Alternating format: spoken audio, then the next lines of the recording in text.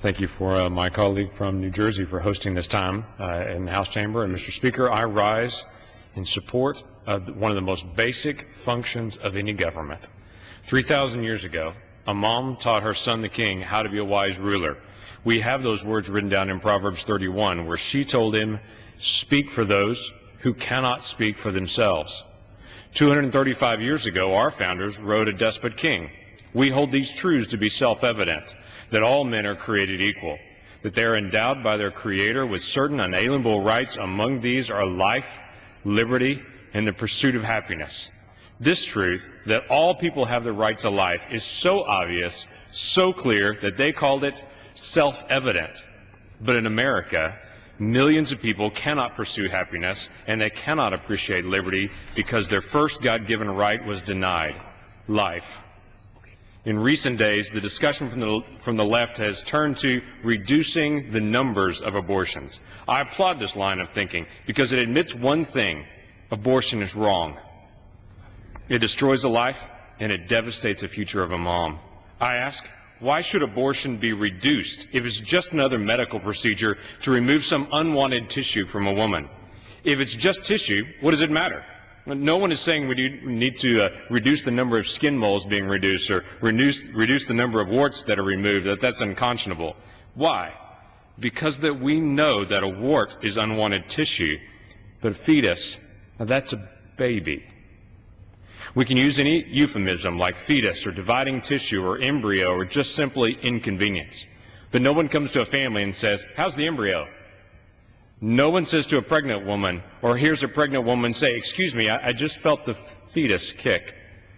No one comes to a baby shower and said, here's a gift for your inconvenience. Say what you want, split hairs all you want. We know that's a baby.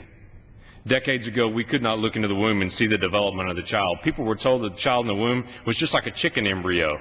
But now with 3D ultrasound, we can look into the darkness of the womb and see a child kicking her feet, sucking her thumb. We can count her fingers and toes and watch their tiny heartbeat. At 20 weeks, we can look at the child inside and even say boy or girl. Why?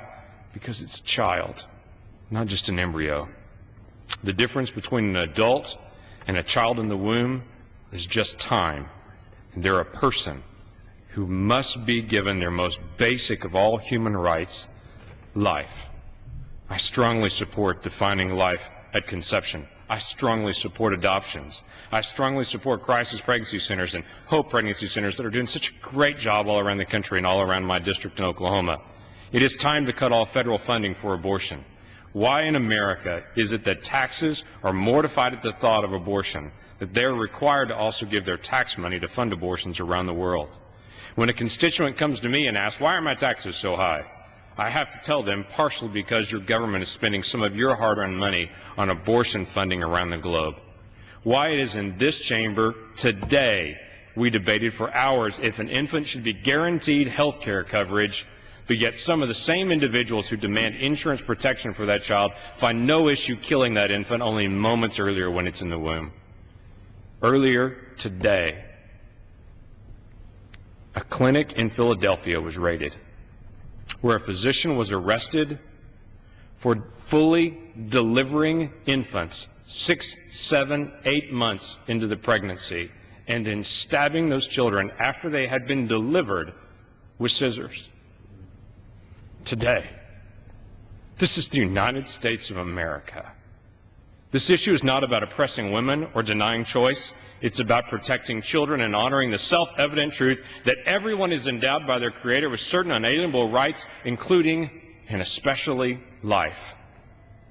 Almost 4 decades ago, individuals in this chamber laid the foundation for a court ruling that has stripped the womb of its glory and its majesty. For decades since, legislators in this chamber have protected bald eagle eggs, migrating insects, snail darters, and rare flowers, but we refuse to protect children.